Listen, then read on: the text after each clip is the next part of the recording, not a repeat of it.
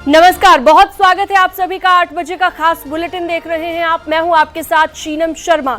सबसे पहले आपको बता दें कि एग्जिट पोल में यूपी में बीजेपी को बम्पर सीटें मिल रही हैं। एनडीए को 2019 से ज्यादा सीटें मिलने का अनुमान जताया जा रहा है। बीजेपी को यूपी में 68 से 71 सीटें मिलने का अनुमान है। इंडी गठबंधन को 9 से 12 सीट का अनुमान जताया गया है और कांग्रेस को सिर्फ 3 से 6 के बीच सीट मिलने का पूर्वानुमान जताया गया है। तो एग्जिट पोल में क्या कुछ अभी तक निकलकर सामने आया है, मेगा एग्जिट पोल के मुताबिक क्या कहते हैं आंकड़े, वो आपको हम बता रहे हैं।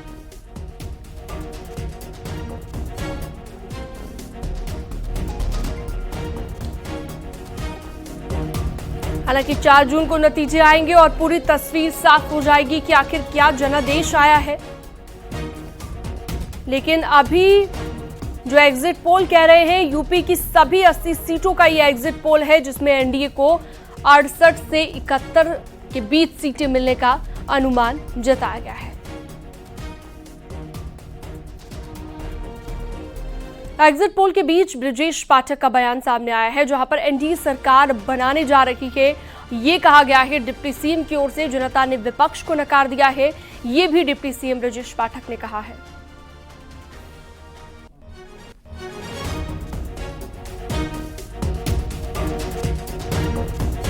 के नेतृत्व में सरकार बनाने जा रही है और उत्तर प्रदेश में 80 के 80 सीटें राजग गठबंधन भारतीय जनता पार्टी जीतेगा और एक तरफा भारतीय जनता पार्टी चुनाव जीत रही है।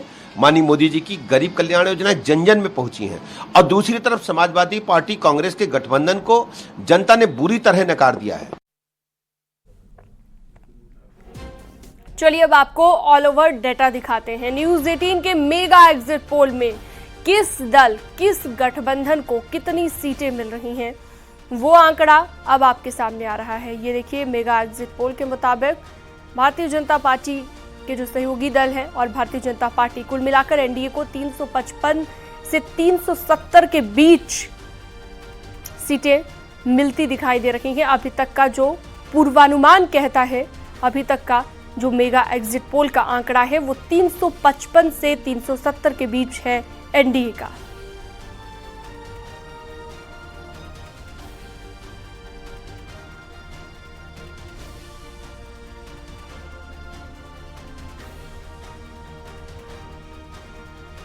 तो एनडीए का आंकड़ा हमने आपको बताया। इसके अलावा इंडी गठबंधन का 125 के पार आंकड़ा जाता दिख रहा है एग्जिट पोल के मुताबिक। हालांकि 4 जून को ही असली नतीजे आएंगे और ग्राफिक्स के जरिए ये जानकारी हम आपको दे रहे हैं न्यूज 18 के हेडक्वार्टर से।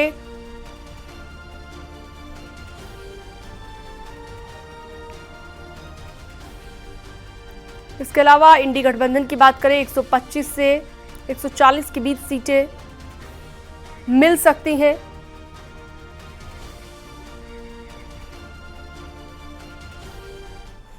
दो 2024 लोकसभा चुनाव में एग्जिट पोल के आंकड़ों के मुताबिक जो तस्वीर उभर कर सामने आ रही है, उसमें बीजेपी तीसरी बार फिर सत्ता में आती दिख रही है।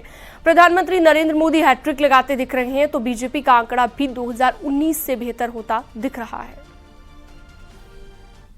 छत्तीसगढ़ में लोकसभा की कुल 11 सीटें हैं। यहां एनडीए 9 से 11 सीटें जीतती दिखाई दे रही है, जबकि आईएनडीआईए गठबंधन को यहां 0 से 2 सीटें हासिल हो सकती है। मध्य प्रदेश और छत्तीसगढ़ की तरह ही गुजरात में नतीजे दिख रहे हैं। गुजरात में बीजेपी के सामने कोई पार्टी ठहरती नहीं दिखाई दे रही। एग्जिट पोल बता रहे हैं कि यहां लोकसभा की सारी सीटें बीजेपी के खाते में जा रही है। गुजरात में लोकसभा की कुल 26 सीटें हैं और एग्जिट पोल के मुताबिक ये 26 की 26 सीटें बीजेपी के खाते में जा सकती हैं। गुजरात की जीत उस गुजरात मॉडल पर मुहर है, जहां से पीएम मोदी की लोकसभा चुनावों में जीत की शुरुआत हुई थी। गुजरात में आम आदमी पार्टी भी लड़ी और कांग्रेस ने भी खूब ताल ठोके, लेकिन एग्जिट पोल में ये दोनों पार्टियां धराशायी होती दिख रही हैं। लेकिन राजस्थान में एनडीए को अब की बार घाटा होता दिखाई दे रहा है। हालांकि 2023 के विधानसभा चुनाव में बीजेपी ने यहां जीत दर्ज की थी, लेकिन अब की बार लोकसभा चुनाव में गणित बदलता दिख रहा है। राजस्थान में लोकसभा की कुल 25 सीटें हैं। 2024 के लोकसभा चुनाव में बीजेपी यहां 18 से 23 सीटों पर जीत हासिल करती दिखाई दे रही है, जबकि इंडिया गठबंधन यहां से 2 से 7 सीटों पर जीत हासिल कर सकता है। क्लीन स्वीप किया था पिछली 2 बारी और इस बार 18 से 23 सीटें यहां पर। हिंदी पट्टी के 2 और राज्यों का एग्जिट पोल बता रहा है कि उसके सामने इंडिया गठबंधन कहीं नहीं टिकता।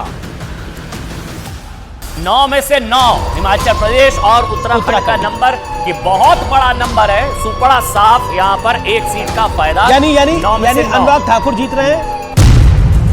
हिमाचल प्रदेश और उत्तराखंड में लोकसभा की 9 सीटें हैं। इन दोनों राज्यों की सभी सीटों पर बीजेपी क्लीन स्वीप करती दिखाई दे रही है।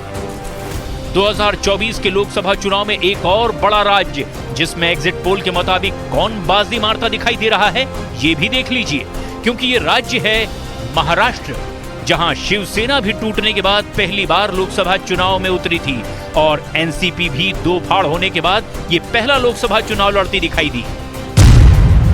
एग्जिट पोल के मुताबिक महाराष्ट्र में बीजेपी 20 से 23 सीटें जीत सकती है और कुल मिलाकर एनडीए के खाते में 32 से 35 सीटें आ सकती है।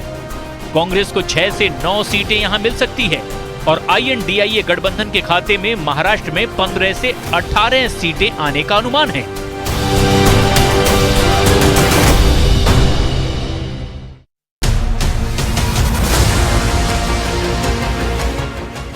पंजाब में एग्जिट पोल के आंकड़े चौंकाने वाले दिख रहे हैं। केजरीवाल की पार्टी जो दावा कर रही है कि उसकी सीटें देखकर लोग हिल जाएंगे, वो सिमटती दिख रही है। तो आप एक आम आदमी पार्टी का 1, अकाली दल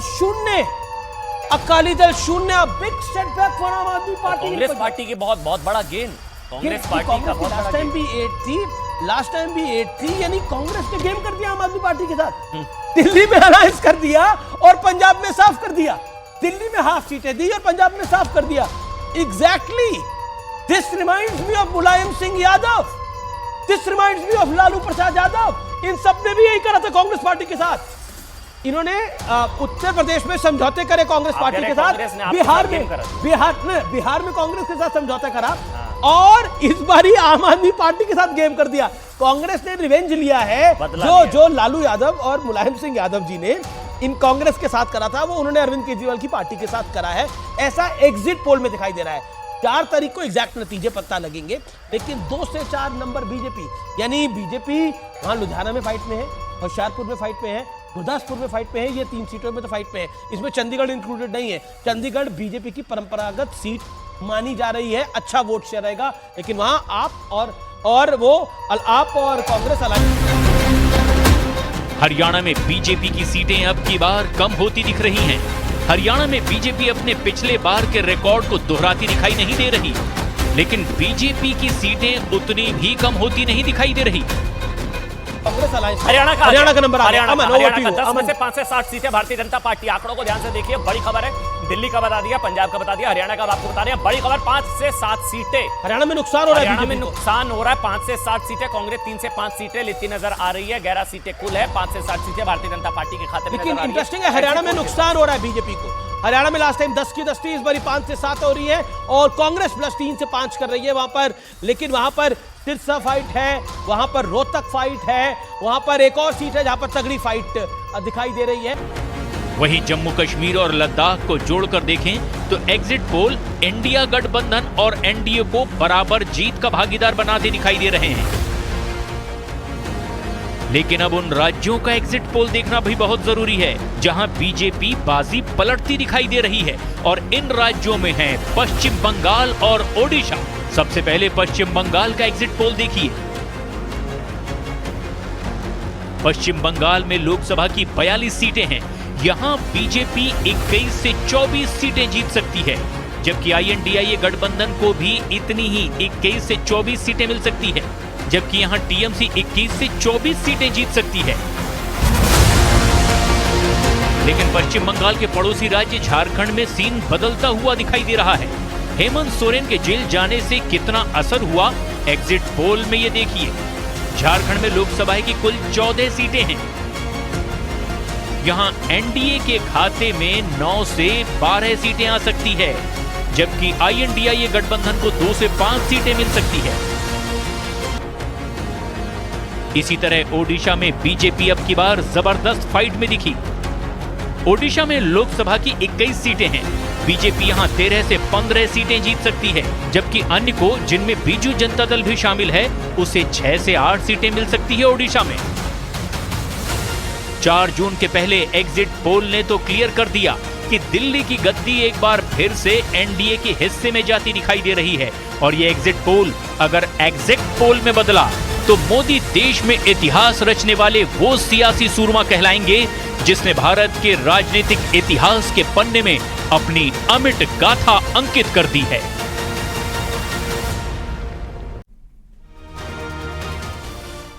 एग्जिट पोल को लेकर कांग्रेस प्रवक्ता पवन खेड़ा ने क्या कहा है, सुनिए।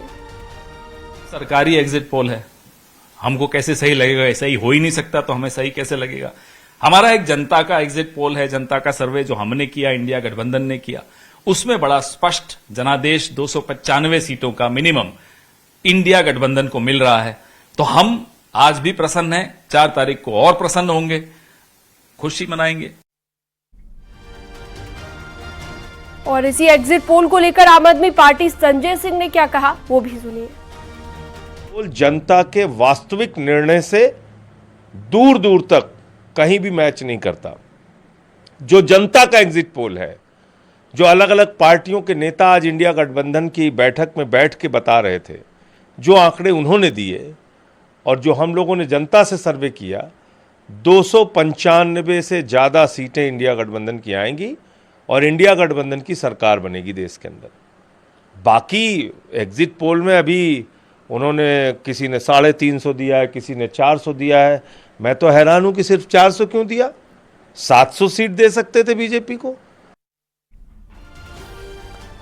और एग्जिट पोल पर राजस्थान के सीएम भजनलाल शर्मा ने क्या कहा है, वो भी सुनिए।